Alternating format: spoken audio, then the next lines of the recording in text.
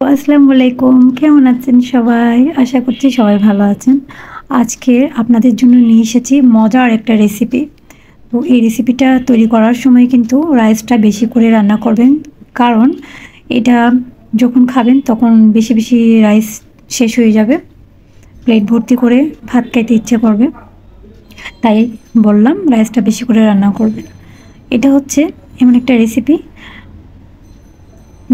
Chicken chilli, spicy chilli, যারা একটু spicy পছন্দ করেন তাদের জন্য চিকেন স্পাইসি চিলি রেসিপি। তো এটা রান্না করার জন্য আমাদের সাথেই থাকতে হবে। প্রথমে আমাদের রেসিপিতে চোখ রাখতে হবে, তাহলে আশা করছি এটা আমাদের মতো করে আপনারাও রান্না করতে পারবেন। এটা অনেক মুখরোচক খাবার, ছোটো বড়ো সবারই পছন্দ। তো চলুন শুরু করা যাক। প্রথমে আমরা একটা কড়াই নিয়েছি। এখানে কড়াইটা গরম হলে আমি এখানে তেল দিয়ে দিচ্ছি 2 টেবিল চামচের মতো। তেলটা গরম হলে আমি এখানে রসুন কুচি দিচ্ছি 4 কোয়া।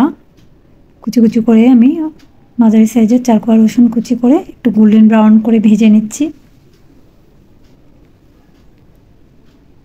দেখতে পাচ্ছেন। এরপর আমি 1 কাপ, মেজারমেন্ট কাপের 1 কাপ পেঁয়াজ এভাবে ত্রিভুজ আকারে কেটে এর সাথে দিয়ে দিয়েছি। এখন আমি মেজারমেন্ট কাপের 1.5 কাপ মুরগির বুকের মাংস এভাবে লম্বালম্বি করে কেটে নিয়েছি। এখন এটাও দিয়ে দিয়েছি কড়াইতে, দিয়ে একটু নেড়েচেড়ে নিচ্ছি। একটু পরিমাণ মতো লবণ দিয়েছি, দেখতে পাচ্ছেন।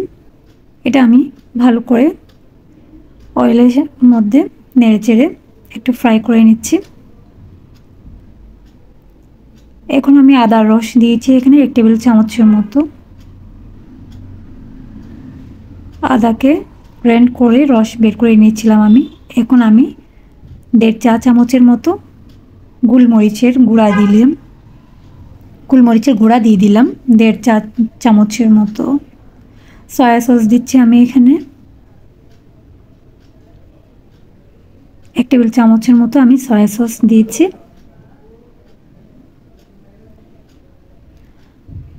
আপনারা চাইলে এখানে সবজি ইউজ করতে পারেন, সবজি অ্যাড করতে পারেন, যেমন ক্যাপসিকাম, ব্রকলি, এই জাতীয় সবজিগুলো অ্যাড করতে পারেন।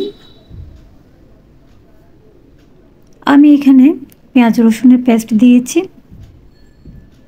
আধা টেবিল চামচের মতো।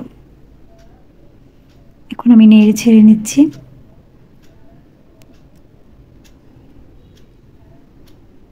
টমেটো কেচাপ দিচ্ছি আমি 2 টেবিল চামচের মতো, এটাও নেড়ে চেড়ে নিচ্ছি। কাঁচামরিচ দিয়েছি আমি 7টা কাঁচামরিচ এভাবে ফালি ফালি করে আমি দিয়েছি। আমি এটা একটু স্পাইসি করে তৈরি করছি, তাই আমি কাঁচামরিচটা বাড়িয়ে দিয়েছি। আমি এখানে ডানো ক্রিম অ্যাড করছি 3 টেবিল চামচের মতো। ডানো ক্রিম অ্যাড করে এভাবে নেড়ে চেড়ে, ক্রিমটা কিন্তু সবার পরে দিতে হবে। ক্রিমটা দিয়ে আমরা এটা নামিয়ে ফেলবো, ঠিক আছে। এখন আমি একটা সার্ভিস ডিশে নিয়ে নিলাম, উপরে আমি তিল ছড়িয়ে দিলাম দেখতে সুন্দর লাগার জন্য। তো ধন্যবাদ সবাইকে।